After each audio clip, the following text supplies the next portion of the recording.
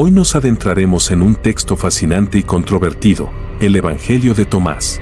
Este evangelio apócrifo, descubierto en 1945 en Nag Hammadi, Egipto, no solo desafía las narrativas tradicionales del cristianismo, sino que también omite algunas de las historias y postulados centrales que han definido la fe cristiana a lo largo de los siglos. A través de 114 dichos atribuidos a Jesús, el Evangelio de Tomás presenta una visión radicalmente diferente de su mensaje y su significado. ¿Qué verdades incómodas se esconden detrás de estas enseñanzas?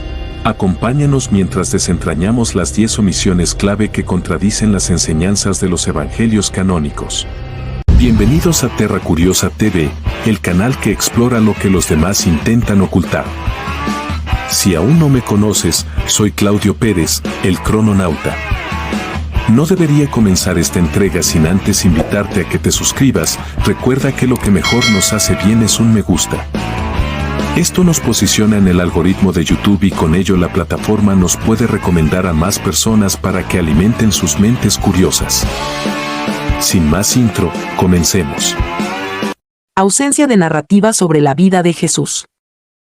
El Evangelio de Tomás se distingue por su falta tradicional en la narrativa sobre la vida, muerte y resurrección de Jesús.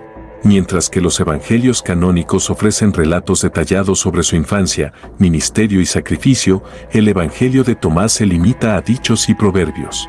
Esta omisión plantea preguntas intrigantes. ¿Por qué se ignoraron estos eventos fundamentales?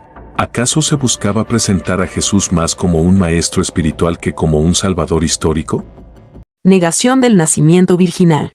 En los evangelios canónicos, el nacimiento virginal de Jesús es un pilar de la fe cristiana, simbolizando su divinidad. Sin embargo, el Evangelio de Tomás no menciona este evento. Al omitirlo, se sugiere que la humanidad de Jesús es más relevante que su naturaleza divina. Esto podría interpretarse como un intento de humanizar a Jesús, alejándolo de la imagen de un ser sobrenatural. En el Tanaj hebreo, específicamente en el libro de Isaías 7:14, se menciona la profecía del nacimiento del Mesías. He aquí, la joven, en hebreo, Alma, concebirá y dará a luz un hijo. Sin embargo, en la traducción griega de los 70, la palabra alma se tradujo como partenos, que significa virgen. Esta elección de palabras ha llevado al cristianismo a interpretar que el Mesías debía nacer de una mujer virgen, una afirmación que se ha convertido en un pilar de la doctrina cristiana. Sin embargo, muchos estudiosos argumentan que el término original se refiere simplemente a una joven, lo que sugiere que la profecía no implica un nacimiento virginal, sino que se refiere a una mujer joven que, en el contexto de su tiempo, podría haber estado casada o comprometida. Esta reinterpretación ha sido crucial para establecer la narrativa del nacimiento virginal de Jesús, distorsionando así el significado original que el pueblo judío habría entendido en su contexto. ¿Será que Tomás conocía los textos hebreos y no se atrevió a cambiar el texto original? Silencio sobre la crucifixión y resurrección. Uno de los aspectos más impactantes del Evangelio de Tomás es la ausencia de referencias a la crucifixión y resurrección de Jesús, eventos que son fundamentales para la teología cristiana. Este silencio invita a cuestionar la importancia de la redención y el sacrificio en el pensamiento tomasiano. ¿Podría ser que este Evangelio proponga una forma de espiritualidad que no dependa de la muerte y resurrección de Cristo? ¿No resulta súper extraño que no haya ningún dicho de Jesús en este proceso padecido por él? ¿Cómo es posible que el acontecimiento más importante, según el cristianismo, no haya producido uno o varios dichos expresados por Jesús? Son más preguntas que respuestas. El reino de Dios como presente. Mientras que los evangelios canónicos hablan del reino de Dios como algo que vendrá en el futuro, el Evangelio de Tomás presenta el reino como una realidad presente. Esta visión sugiere que la iluminación y el conocimiento espiritual son accesibles aquí y ahora, desafiando la idea de que la salvación es un evento futuro. ¿Qué implicaciones tiene esto para nuestra comprensión de la espiritualidad y la salvación? Durante la vida de Tomás, la llegada del reino de Dios era inminente. Existen muchos pasajes en el Nuevo Testamento que lo confirman. ¿Será por eso que hay una ausencia de dichos sobre la futura llegada del esperado reino de Dios? Ausencia de conceptos de pecado original y redención. El Evangelio de Tomás no aborda el pecado original ni la noción de redención, conceptos que son centrales en la teología cristiana. En lugar de enfocarse en la necesidad de salvación, el texto enfatiza el conocimiento y la comprensión personal como vías hacia la verdad. Esto plantea la pregunta, ¿es el conocimiento la verdadera salvación? La Iglesia Ortodoxa, al abordar la ausencia de conceptos como el pecado original y la redención en el Evangelio de Tomás, podría ver esto como una clara manifestación de la cosmovisión gnóstica que subyace en el texto. Para los gnósticos, el pecado no se entendía como una transgresión que requería redención, sino como una condición de ignorancia que mantenía al alma alejada del conocimiento divino.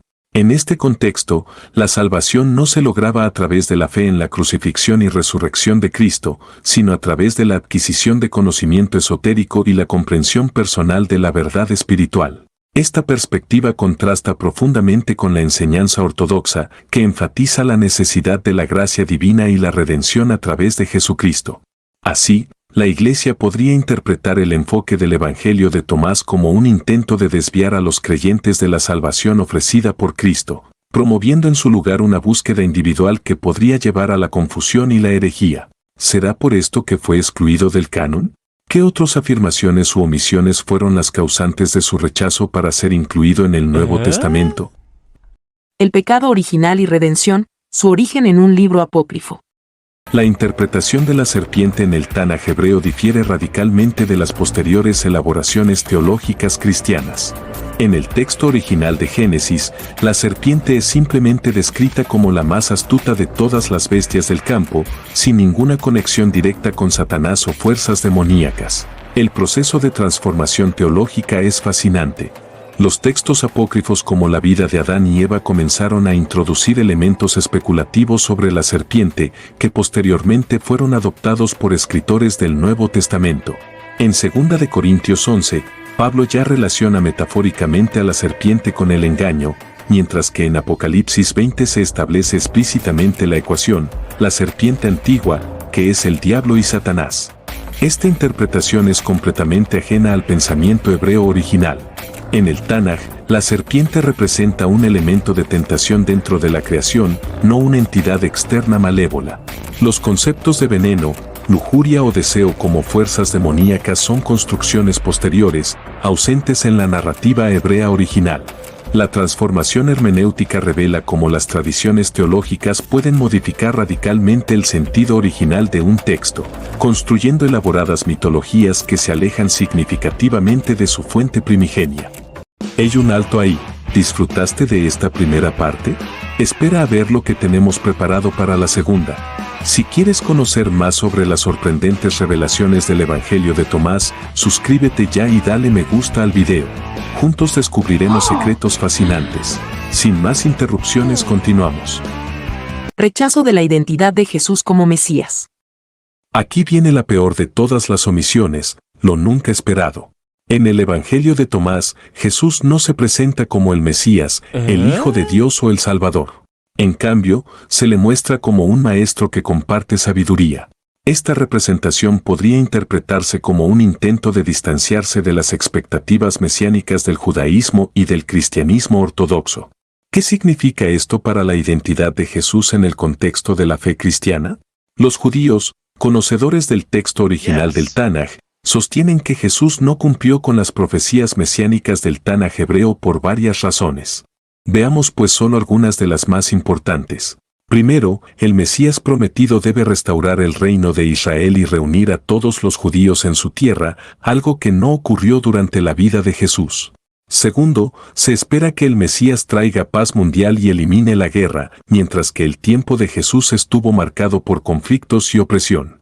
La misma Judea estaba bajo el mandato de los romanos y era considerada una provincia más del imperio. Tercero, el Mesías debe reconstruir el templo en Jerusalén, un evento que no se realizó con Jesús, por el contrario, 40 años después de su muerte fue destruido.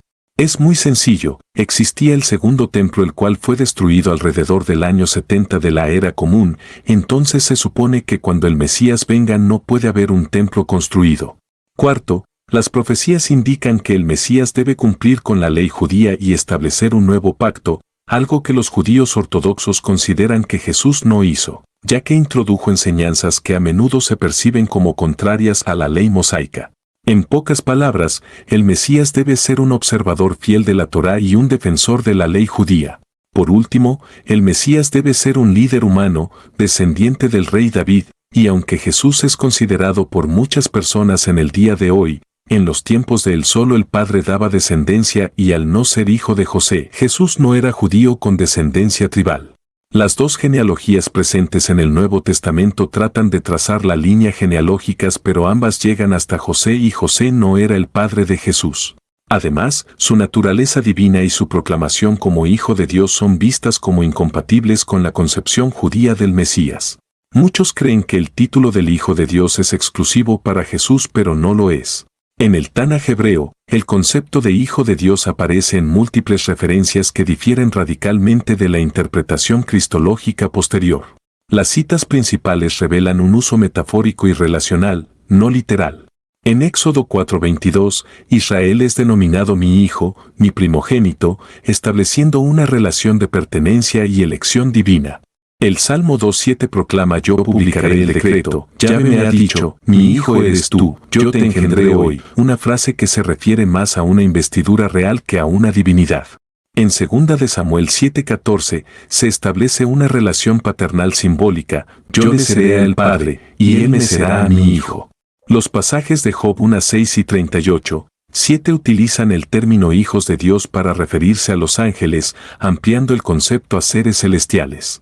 Estas referencias hebreas originales presentan Hijo de Dios como un título de cercanía, autoridad o elección divina, completamente distinto de la interpretación teológica cristiana posterior que lo convierte en un concepto de divinidad literal. Entonces, ¿solo a Jesús se le puede considerar Hijo de Dios? Todas estas razones y muchas más contribuyen a la conclusión de que Jesús no puede ser el Mesías esperado según la interpretación judía ortodoxa de las Escrituras. Continuemos con el contenido del Evangelio de Tomás. Falta de milagros y exorcismos.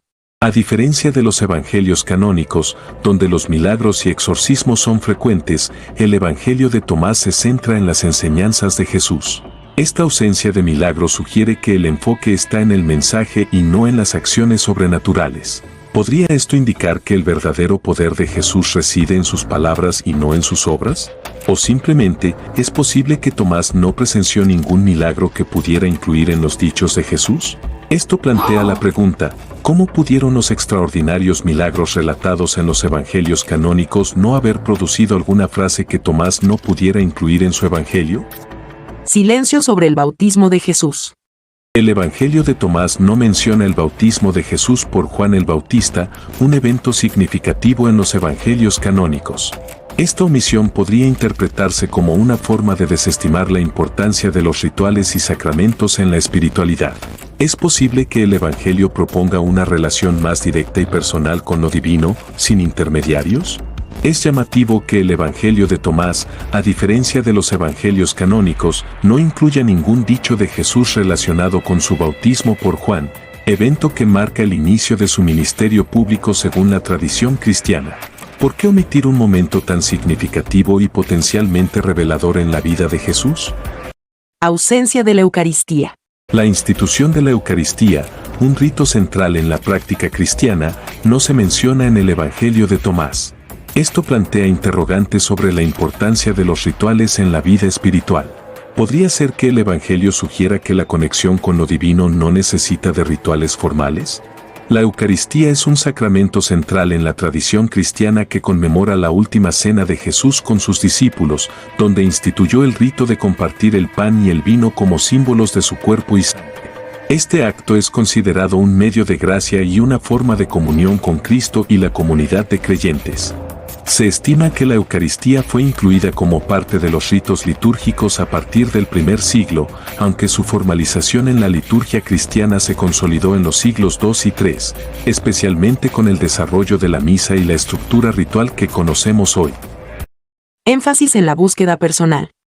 Finalmente, el Evangelio de Tomás no llama a sus discípulos a predicar el Evangelio o fundar la iglesia. En cambio, su enfoque está en la búsqueda personal de la verdad y el conocimiento. Esto contrasta fuertemente con la misión evangelizadora de los apóstoles en los evangelios canónicos. ¿Es posible que el verdadero mensaje de Jesús sea una invitación a la introspección y la autoexploración? Veamos otra burda manipulación. Según la Biblia Reina Valera, Lucas 17:21 dice textualmente, ni dirán, helo aquí o helo allí, porque aquí el reino de Dios está entre vosotros. Pero si leemos el mismo versículo en la Biblia griega dice, no dirán, mira aquí o mira allá, porque he aquí, el reino de Dios dentro de vosotros está. Aquí Jesús está diciendo claramente que el reino de Dios está dentro de nosotros, no entre nosotros. Reflexionemos un poco. El Evangelio de Tomás desafía muchas de las creencias fundamentales del cristianismo tradicional, presentando una visión alternativa que enfatiza el conocimiento y la experiencia personal sobre la narrativa histórica. Al explorar estas afirmaciones, nos preguntamos, ¿qué otras verdades podrían estar ocultas en los textos que han sido rechazados por la ortodoxia? La búsqueda de la verdad es un viaje continuo, y el Evangelio de Tomás nos invita a cuestionar, explorar y descubrir. Gracias por acompañarnos hasta el final de este video. Tu apoyo significa mucho para nosotros. Si te ha gustado lo que has visto y quieres seguir disfrutando de contenido similar, te invitamos a suscribirte a nuestro canal y activar las notificaciones para no perderte ni un solo video. Además, no dudes en compartir este contenido con tus amigos y familiares para que ellos también puedan disfrutarlo. Juntos, podemos seguir creciendo y creando contenido que te inspire y entretenga. Gracias por ser parte de nuestra comunidad. Por aquí te dejo otro video súper interesante que seguro desafiará tu mente curiosa.